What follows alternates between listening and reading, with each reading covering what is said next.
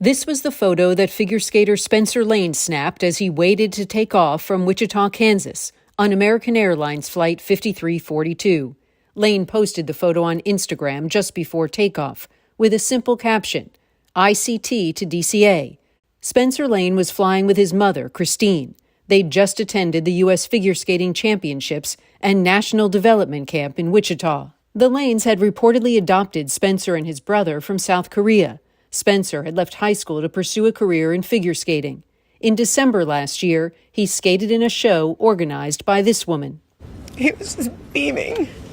This kid was so talented. He'd only started skating a few years ago, and he had all of his triples. He came to me and smiling ear to ear, saying,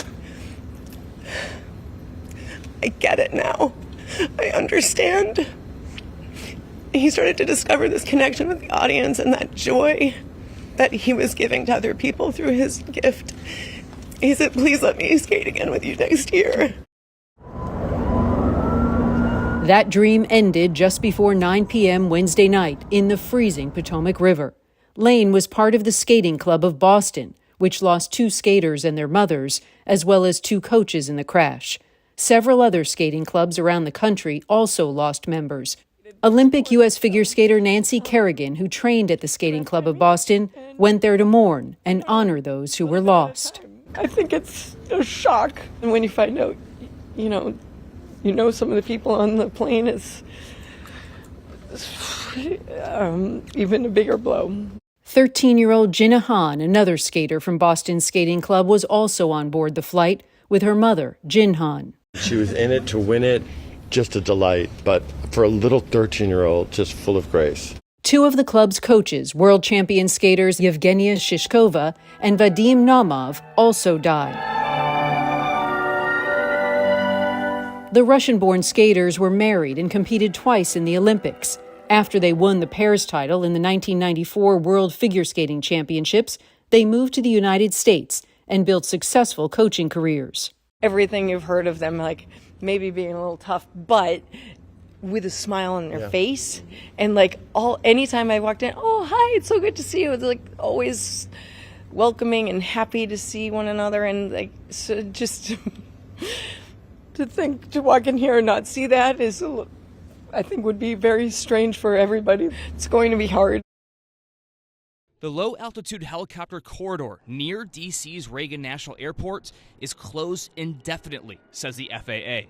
The agency shut down what's known as Route 4 this morning as the investigation into Wednesday's deadly collision between an Army Black Hawk helicopter and an American Airlines jet continues. We most likely had a multitude of different issues, whether it be from understanding where a plane is, what our altitude is, what the speed is. Answers that could be in the jet's flight data and voice recorders, known as black boxes, recovered last night. Some aviation industry experts and former pilots are focusing on the Army Black Hawk, which mirrors a report in the New York Times that suggests the helicopter may have been flying higher than it should have been, and possibly outside of its approved path on the Route 4 corridor. That means at or below 200 feet above sea level. I've flown this route too many times to count. You stair step down your altitude and you keep that 200 feet plus or minus, 10, 20 feet. It's possible with all the reflections of the light being over the water that they crept up. The change of runway for the American Airlines jet could also be a factor.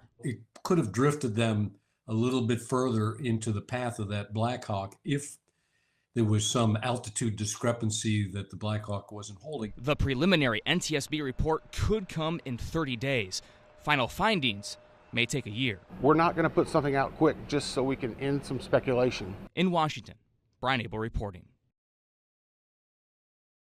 Ian was just a ball of vibrant, colorful energy. Ian definitely was the greatest example, one of the greatest examples of appreciation of loving his job, loving people. Friends and families are remembering those who tragically lost their lives in the mid-air collision over the Potomac River Wednesday night. From those who are insured with transporting others safely, despite the tragedy, that he was doing something he was good at, that he loved, and that's what I'll remember him. To legendary skaters who dedicated their lives to a sport they loved. And one thing that I will always remember is they were both so kind. In total, 67 people were killed when an American Airlines flight from Wichita, Kansas, and an Army helicopter on a training mission collided over Washington, D.C. before crashing into the river below. Officials say there are no survivors.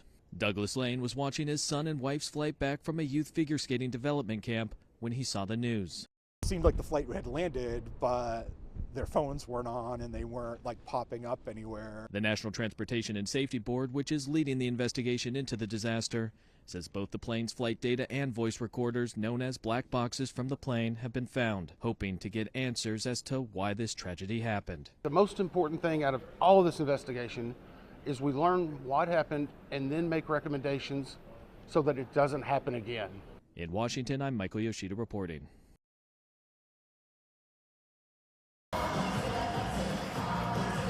Just 2 days ago on this ice, 160 elite skaters ages 10 through 17 attended a national development camp.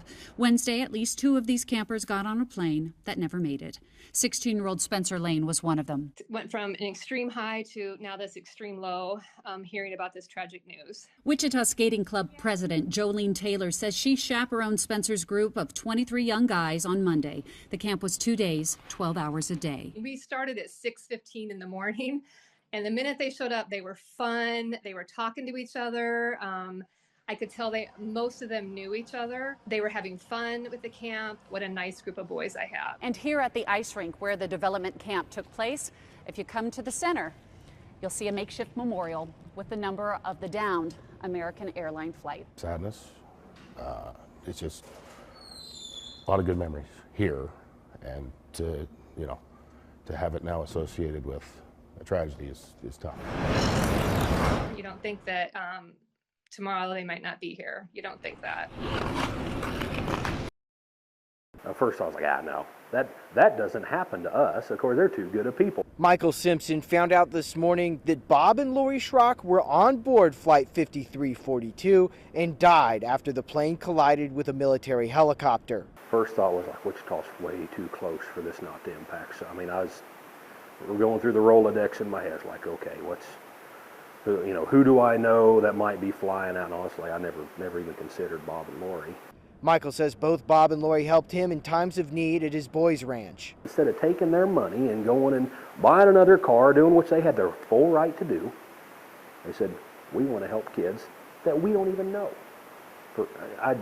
You just don't find people like that. And then don't want any recognition. Don't put my name on a plaque. That's who they were. Now he's left with their memories and his last message to them.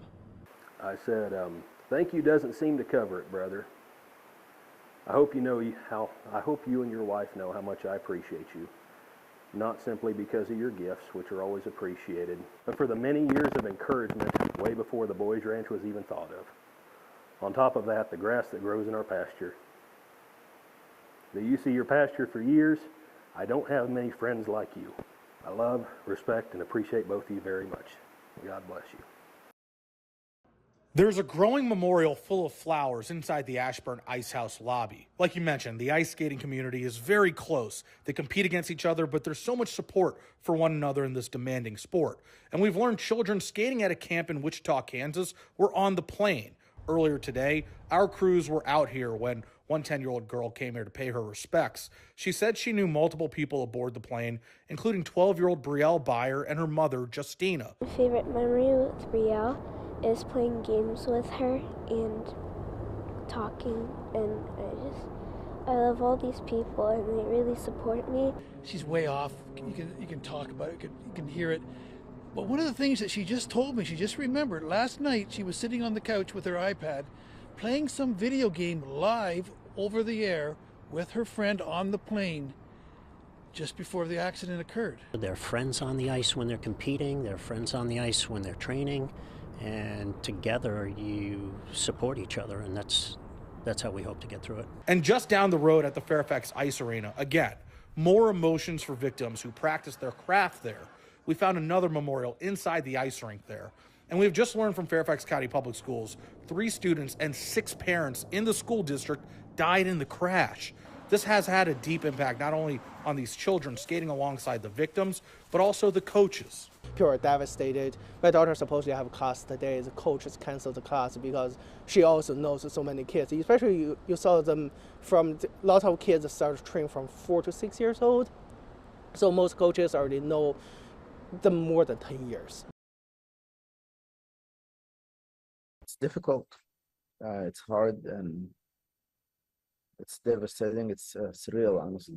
Azra Hussein Raza was a beloved member of every community she was a part of: Indianapolis, Carmel, and Washington, D.C. That spirit actually is in Asra as well. Because even when she moved to D.C., in the short time she lived in D.C., she built really a great relationship with a lot of people.